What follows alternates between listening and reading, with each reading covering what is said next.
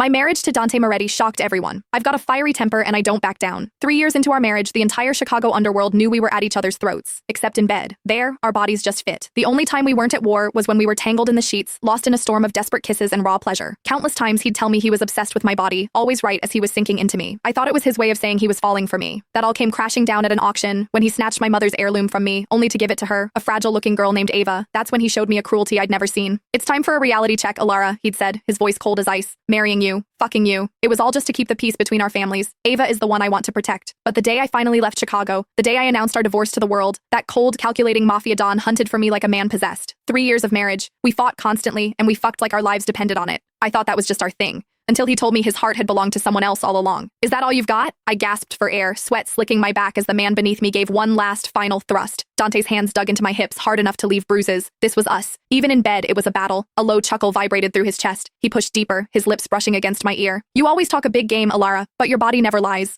I bit my lip, refusing to let a moan escape. I wouldn't give him the satisfaction, but Dante knew my body like the back of his hand. He knew every sensitive spot. He trailed soft kisses along my neck, a stark contrast to the brutal, perfect rhythm of his hips slamming into me. Until we both shattered, I couldn't stop myself from digging my nails into his broad, powerful back. "Satisfied, Alara?" Dante pulled away and slipped on his shirt. As usual, he grabbed a damp towel to clean me up. It was the only time he was ever tender. I forced the blush from my cheeks and shot him a defiant smirk. "Barely. You were adequate." His movements paused. A dangerous glint flashed in his eyes. "Guess I'll have to try harder next time." "I'm going to the underground auction tonight," I said, getting up to dress. I made my voice sound casual, bored. "There's something I have to get." "What is it?" "My mother's brooch." My voice trembled slightly, but I hid it. The diamond one. It was the last thing she left me. Lost 3 years ago during a family clash, and it had finally resurfaced on the black market. Dante fastened his cufflinks, his tone indifferent. "If you don't win it, I'll buy you something else to make up for it." My heart skipped a beat. A warmth spread through my chest. Was that concern? Maybe. Maybe he wasn't completely heartless. The auction was held in an abandoned factory on the outskirts of the city. Dim lights cut through the gloom, illuminating the faces of the city's most dangerous players. Dressed in a black gown, I sat in a corner, waiting. Next up, a 19th century diamond brooch. Bidding starts at 500,000. The auctioneer's voice echoed. My palms started to sweat. 600,000. 700. 1 million. I raised my paddle. 1.5 million, I said, my voice clear. The room fell silent. That price was far beyond the brooch's actual worth. I thought it was mine. Then I saw him, Dante. And next to him stood a delicate-looking girl. She sighed. "Oh my God, that brooch is beautiful. I wonder who will be lucky enough to own it." Someone like me, with my background, I could never be worthy of something like that. She looked down, the picture of heartbroken innocence. I saw Dante's eyes flick to me. There was no surprise in his gaze, just a cold, calculating calm. 2 million, he said, raising his hand. His voice was low and powerful. My blood ran cold. "Dante, what are you doing?" I shot to my feet, my voice shaking. He ignored me and raised his paddle again. 3 million. No one else dared to bid against the heir to the Moretti family. I gritted my teeth. 4 million. Dante didn't even look at me. 5 million. Sold. The auctioneer's gavel fell like a hammer blow to my heart. I watched, paralyzed, as Dante walked on stage and took the brooch. The pink diamond glittered under the lights.